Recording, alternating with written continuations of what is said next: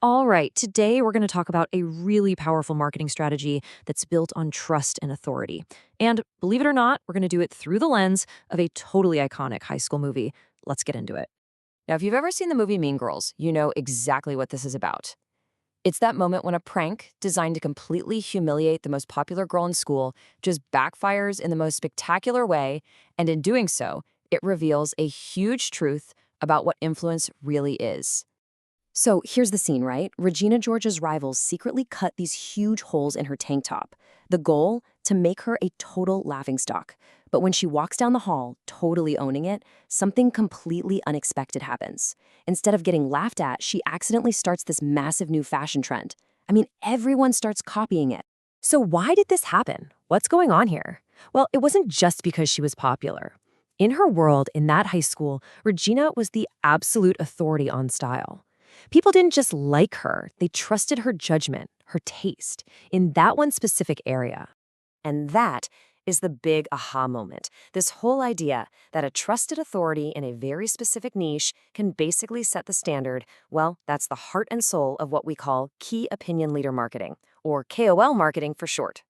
Okay, so if Regina George is our fun pop culture example, who are the real-world KOLs? And this is a super important distinction, because it's not just about having a ton of followers. It's about something much deeper. A KOL is the real deal. They are a genuine expert. We're talking about doctors who recommend a health supplement, professional chefs who endorse a kitchen tool, or scientists who validate some new technology. Their opinion actually means something because it's backed by years of experience, real achievements, and just a deep, proven knowledge of their field. Think about it like this. When some random celebrity posts a picture with a frying pan, you know it's an ad, right? Your brain just registers it as a promotion. But when a professional chef gets on camera and explains why a certain cast iron pan has superior heat distribution, you're not seeing an ad. You're getting valuable, expert advice. And this leads us right into a really common mix-up in marketing today. People throw around the terms KOL and influencer like they're the same thing, but honestly, they're fundamentally different. Let's break down why. So, what really separates them? It all boils down to one simple question. Where is their value actually coming from? Is it their personality and their fun content, or is it their proven professional background? Okay, let's look at this side by side. On one hand, you've got the KOL. Their value comes from deep, deep expertise. Their strength is their professional authority, and people follow them for actual expert advice in a very specific area. Now, on the other hand, you have the influencer. Their value? It's really from their content, their charisma, their personality. Their audience is there for entertainment, for style inspiration. Now, here's the thing. An influencer can be a KOL, but only if they also have that deep, verifiable expertise to back it all up.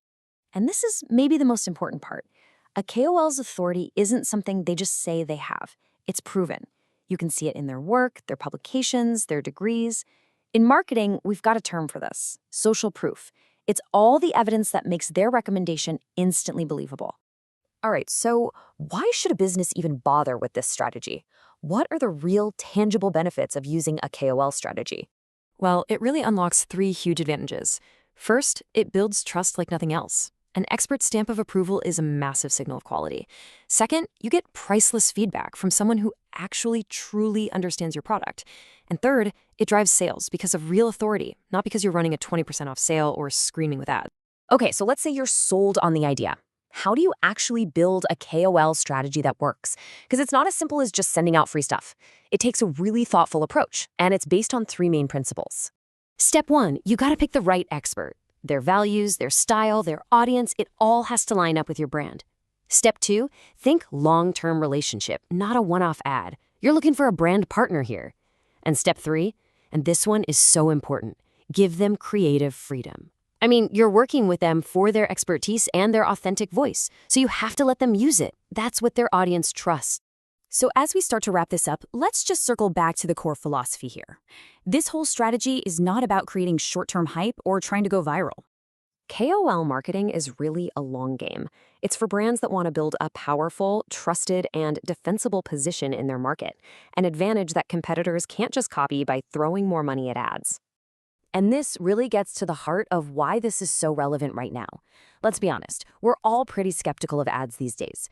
And in that kind of world, a real recommendation from a trusted expert, well, that's not just nice to have, it's often the single biggest factor in whether we decide to buy something or not. So that leaves us with one final thought. A question, really, for any brand out there listening. Are your marketing efforts building real, lasting trust? Or are you just buying a little bit of temporary attention? Definitely something to think about.